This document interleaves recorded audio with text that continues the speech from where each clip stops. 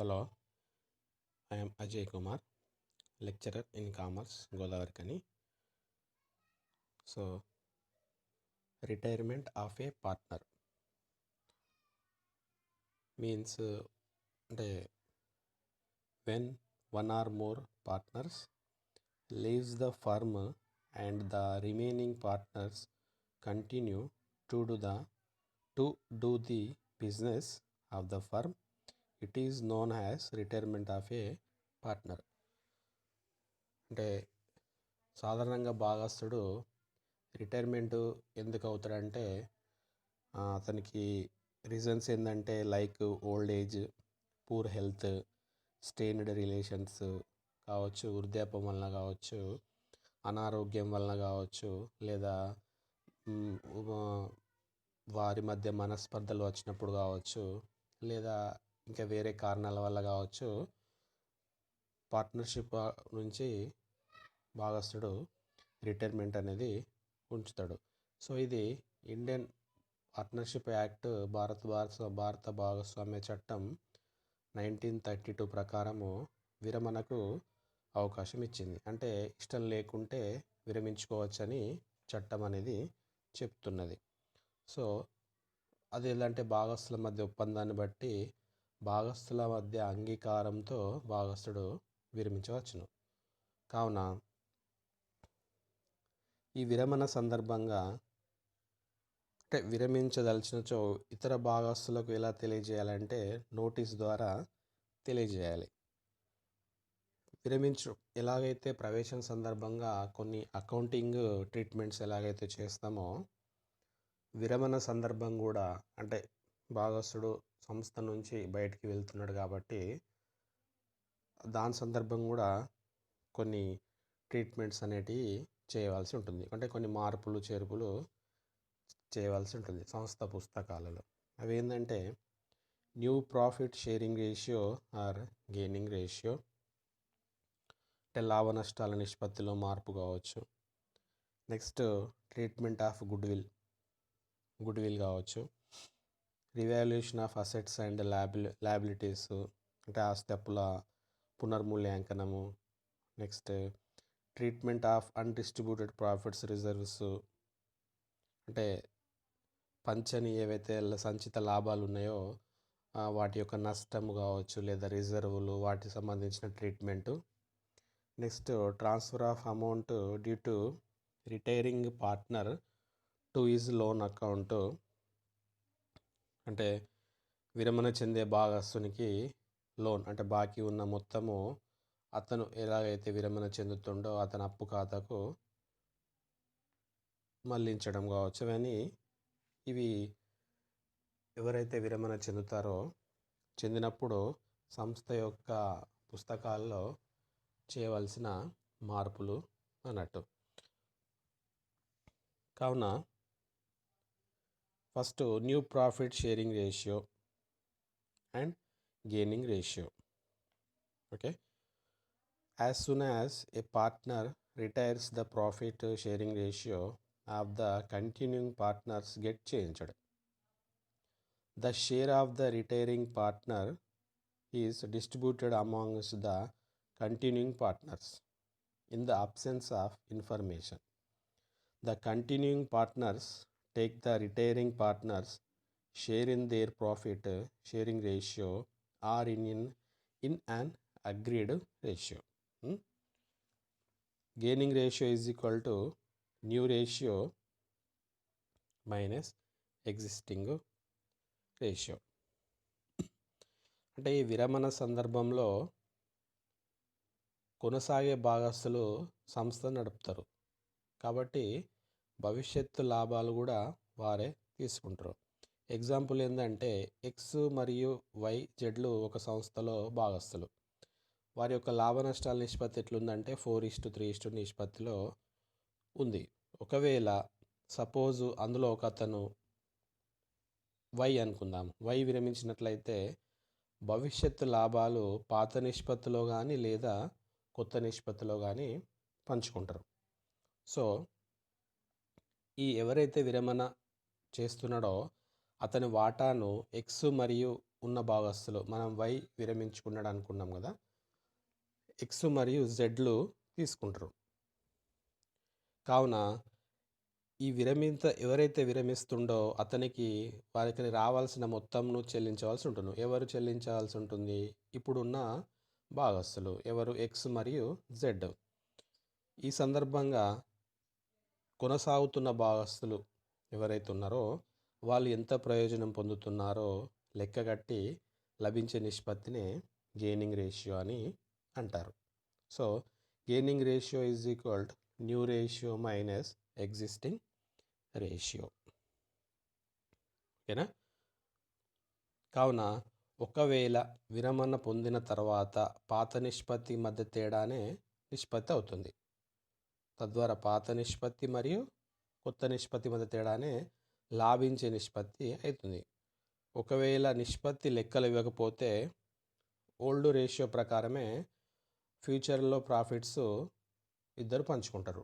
ఇవ్వకపోతే ఎవరైతే కొనసాగుతున్న భాగస్తులు ఉంటున్నారో.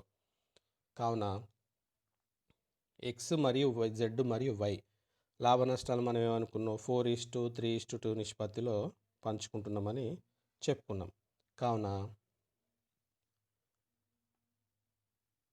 కొత్త నిష్పత్తి అంటే లాభించే కొత్త నిష్పత్తి అన్నట్టు. అంటే ఇక్కడ ఏంది? ఎక్స్ యొక్క లాభించే నిష్పత్తి ఎంత అయితే 4:3:2 నిష్పత్తి కాబట్టి 3:5:5/8 - 4/9 అవుతుంది. అంటే ఎగ్జాంపుల్గా గెయినింగ్ రేషియో 5:3 నిష్పత్తిలో పంచుకోవాలి. అంటే 5/8 ఒకటి, 3/8 ఒకటి అవుతుంది. కాబట్టి 4:3 నిష్పత్తి కాబట్టి 4/9 ఒకది అవుతుంది. మళ్ళీ 2/9 ఒకది అవుతుంది. 4x 3y z 2 అన్నట్టు. కాబట్టి టోటల్గా రేషియో 13:11 ప్రకారము ఉంటుంది. కాబట్టి నెక్స్ట్ ఈ డిఫరెన్సెస్ ఏం డిఫరెన్సెస్ అంటే త్యాగం చేసే నిష్పత్తికి మరియు లాభించే నిష్పత్తి మధ్య తేడా, అంటే sacrificing ratio and gaining ratio మధ్య తేడా అయింది. అంటే ప్రవేశ సందర్భంలో కనుగొనే నిష్పత్తిని ఏమంటారు అంటే సాక్రిఫైజింగ్ నిష్పత్తి అంటారు. విరమణ మరియు మరణం సందర్భంలో కనుగొనే నిష్పత్తిని ఏమంటారు అంటే లాభించే నిష్పత్తి గెయినింగ్ రేషియో అంటారు. కాబట్టి ఇది ఎట్లా వస్తుంది అంటే త్యాగ నిష్పత్తి అంటే సాక్రిఫైజింగ్ రేషియో ఓల్డ్ రేషియో నుండి న్యూ రేషియో తీసివేయగా వస్తుంది. ఈ నిష్పత్తి ఎట్లా వస్తుంది అంటే పాత నిష్పత్తి నుండి కొత్త నిష్పత్తి తీసివేయగా వచ్చేదే త్యాగపు నిష్పత్తి. కావున ఇది సేమ్గా లాభించే నిష్పత్తిని కనుగొనడానికి కొత్త నిష్పత్తి అంటే న్యూ రేషియో మరియు ఓల్డ్ రేషియోను తీసివేయాలి. నెక్స్ట్ ఎవరైతే కొత్త భాగస్తుడైతే ఉన్నాడో అతని కోసం పాత భాగస్తులు అయితే ఎవరైతే ఉన్నారో త్యాగం చేసే వాటానే త్యాగ నిష్పత్తి అంటారు. సో అలాగే విరమించే లేదా మరణించిన సందర్భంలో కూడా భాగస్తుని వాటాని కొనసాగుతున్న భాగస్తులు తీసుకోవడాన్నే లాభించే నిష్పత్తి అంటారు. సో ఇది the ratio in which retiring partners share is distributed amongst continuing partners is known as gaining ratio. Gaining ratio is equal to new ratio minus existing ratio. So this PPT calculation of gaining ratio and new ratio of the remaining partners on the retirement of partner. ఇక్కడ new ratio and gaining ratio అని ఇచ్చి situation బట్టి తెలిపిండి. ఇక్కడ when new ratio is given in the problem, ఒకవేళ కొత్త నిష్పత్తి ప్రాబ్లంలో ఇస్తే new ratio as given in the problem, gaining ratio new ratio minus old ratio ఇంతకుముందు చెప్పుకున్నట్టు. Next when new ratio is not given in the problem, new ratio, the same old ratio between them, old ratio. So gaining ratio ఏంటంటే gaining ratio will be equal to old ratio, అంటే పాత నిష్పత్తి నుండి తీసివేయాలి. Third, when gaining ratio is given in the problem, old ratio plus gaining ratio, పాత నిష్పత్తి మరియు లాభించే నిష్పత్తి, and gaining ratio as given in the ప్రాబ్లంలో ఏది ఇస్తే దాని ప్రకారమే చేయాలి. So next some example problem.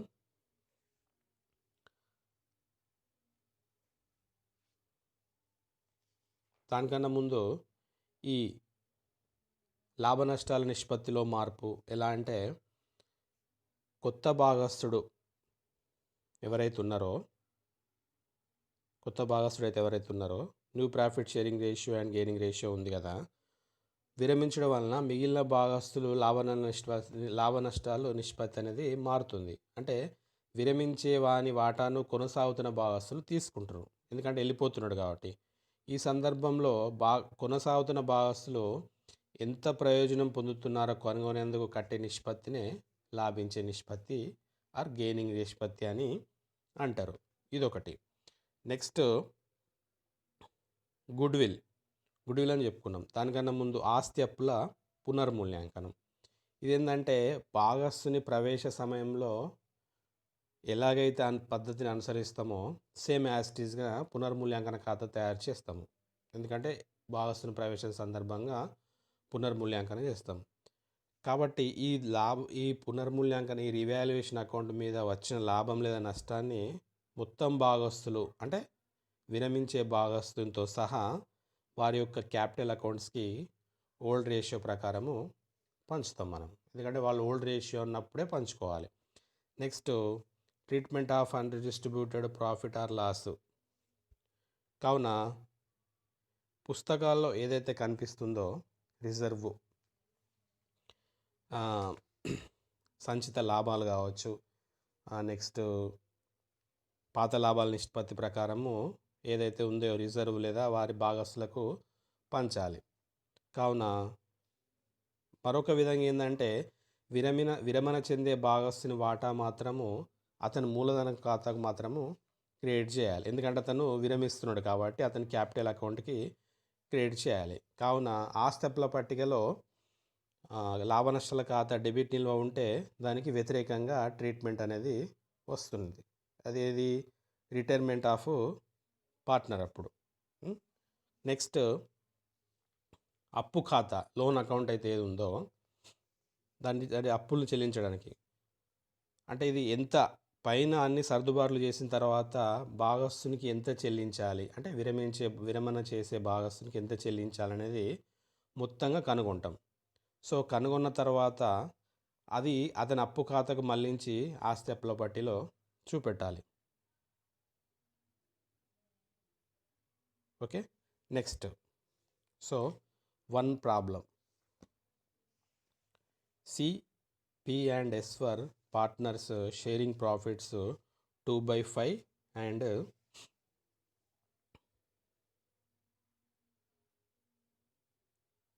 3/10 and 3/10 respectively. Okay. Their balance sheet on 31st December 2005 was below as follow. Okay. Liabilities and assets. Capital C 16,000, P 12,000, S 10,000. Reserve 5,000, bills payable 2,000, creditors 8,000. And assets: buildings 18,000, plant 14,000, motor car 4,000, stock 10,000, debtors 7,000, and provision 1,000. Total 6,000 minus cash at bank 1,000. Total 53,000 liabilities and 53,000 assets.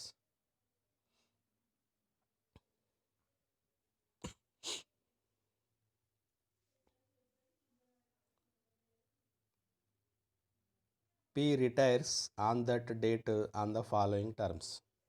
Okay, the goodwill of the firm is to be valued 7,000. అంటే సంస్థ యొక్క goodwill కట్టవలసిన విలువ 7,000. Stock and building are to be appreciated by 10%. అంటే సరుకు మరియు భవనాలను 10% పెంచాలి. Third, plant and motor car are to be depreciated by 10%. Plant మరియు మోటారుపై 10% తరుగుదల చేయాలి.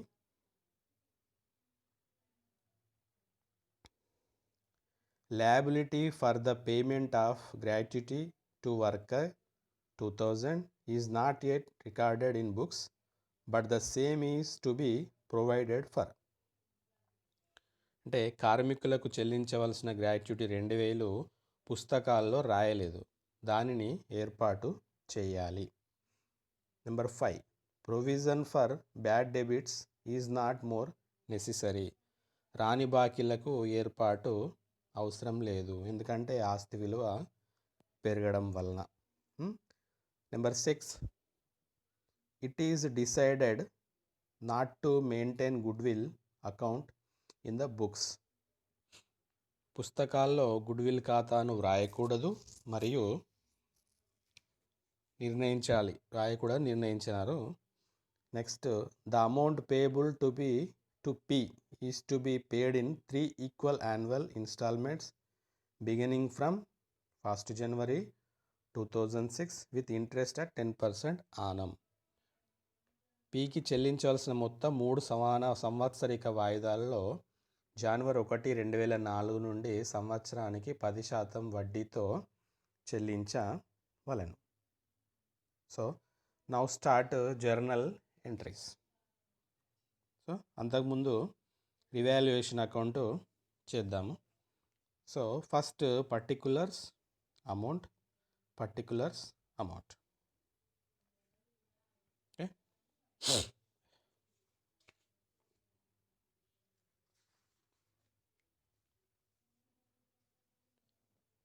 To plant account. ఎంత ఉంది ప్లాంట్? మనకు లెక్కలో 1,400 ఉంది, 14,000 ఉంది. ఓకే, సో మనకి ఇక్కడ ఏమన్నాడు? Plant and motor car are to be depreciate 10% అన్నాడు. అంటే 14,000 ఇంటూ 10/100 చేస్తే ఎంత వస్తుంది? అంటే తగ్గింది ఆల్రెడీ, కాబట్టి 1,400 వస్తుంది. 14,000 ఇంటూ 10/100 1,400. Next motor car. మనకు ఆస్తిపల పట్టికలు ఎంత ఉంది? 4,000 ఉంది, 10% చేయమన్నాడు, కాబట్టి 4,000 ఇంటూ 10/100, సో 400. నెక్స్ట్, కార్మికులకు చెల్లించవలసిన గ్రాట్యుటీ 2,000 పుస్తకాల్లో రాయలేదు, కాబట్టి టు గ్రాట్యుటీ అంటే మనం రివాల్యుయేషన్ అకౌంట్లో చూపెట్టాలి, రాయలేదు కాబట్టి 2,000. Okay, total 3,800. Next, by buildings. Second ఏమన్నాడు? సర్దుబాట్లలో stock and buildings are to be appreciated by 10%. అంటే సరుకు మరియు భవనాలను 10% పెంచాలి అన్నాడు. ప్లాంటు మరియు మోటార్పై 10% తరుగుదల చేయాలన్నాడు. కాబట్టి తరుగుదల అన్నాడు కాబట్టి ఆస్తి విలువ తగ్గితే డెబిటు, ఆస్తి విలువ పెరిగితే క్రెడిట్. కాబట్టి సరుకు భవనాలు 10% పెరిగినాయి కాబట్టి అవి ఆటోమేటిక్గా క్రెడిట్ వస్తాయి. బిల్డింగ్స్ ఎంత ఉన్నాయి? మనకు 18,000 ఉన్నాయి. సో 18,000 ఇంటూ మనకి ఎంత కట్టమన్నాడు? 10% కట్టమన్నాడు. 18,000 ఇంటూ 10/100 చేస్తే ఎంత వస్తుంది? 1,800 వస్తుంది. సో యాజ్ ఇట్ ఈస్గా మనం లెక్కలో ఏం వేసుకోవాలి? 1,800 వేసుకోవాలి. నెక్స్ట్, స్టాక్ ఎంత ఉంది? 10,000 ఉంది. ఎంత కట్టాలి? 10% కట్టాలి, కాబట్టి 10,000 ఇంటూ 10/100 చేస్తే ఎంత? 1,000. ఓకే, ప్రొవిజనల్ డౌట్ఫుల్ డెబిట్స్ ఎంత ఉంది? 1,000 ఉంది, కాబట్టి 1000 రాసుకోవాలి. So total 3800 credit and also 3800 credit. దీనికి చిట్టాపద్దు అనేది ఏం లేదు కాబట్టి లాభం కానీ నష్టం కానీ రాలేదు, సమానంగా వచ్చింది. కాబట్టి మనకి జనరల్ ఎంట్రీ ఏంది? ఫస్ట్ది stock account data, buildings account data 1000, 1800. So total 2800. ఎందుకు అంటే ఆస్తి విలువలు పెరిగినందున, increase value of assets. Number 2 revaluation account data 1800, to plant account 1400, to motor car account 400. పునర్మూల్యాంకన ఖాతా డేటా 1800, టు ప్లాంట్ ఖాతా 1000 అండ్ టు మోటార్ కారు 400. ఇది ఆస్తి విలువలు తగ్గినందున ఈ చిట్టాపద్దు. పైనది ఆస్తి విలువలు పెరిగినందున అది చిట్టాపద్దు, ఆస్తి విలువలు తగ్గినందున ఇది చిట్టాపద్దు. Okay. Number 3 provision doubtful debits account data 1000, to revaluation account 1000. రాణి బాకీల ఏర్పాటు ఖాతా డేటా టు పునర్మూల్యాంకన ఖాతా 1000. Okay. Next revaluation account data 2000, to gratuity payable 2000. Okay. పునర్మూల్యాంకన ఖాతా డేటా టు కార్మికుల గ్రాట్యుటీ అంటే ఇక్కడ అప్పు విలువ పెరిగినందున 2000. Okay. Next partners capital accounts particulars CPS,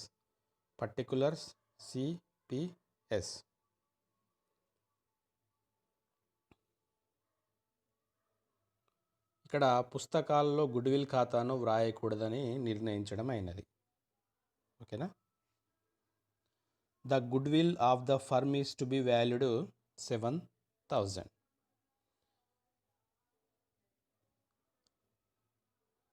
it is decided not to maintain goodwill account in the books. కాబట్టి మనకు క్రెడిట్ వైపు పర్టికులర్స్ సిపిఎస్ బై బ్యాలెన్స్ అంటే తెచ్చిన నిల్వలు ఎంత? ఒక్కొక్కరివి 16,000 ఒకరి, 12,000 ఒకరు, 10,000 ఒకరు.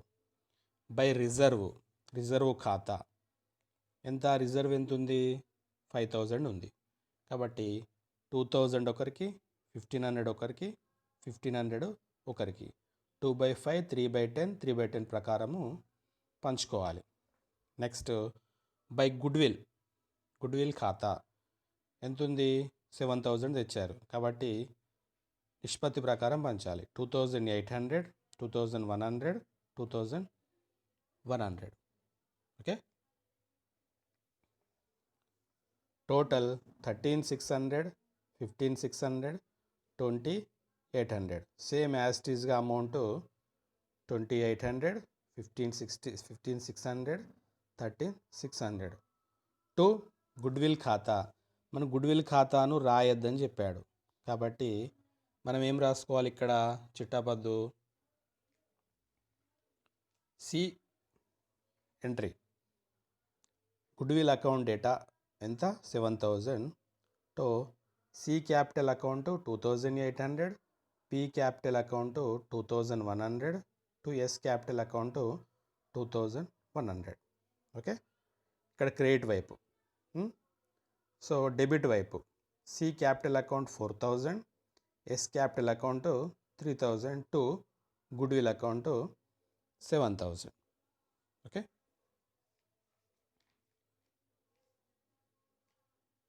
అర్థమైందా?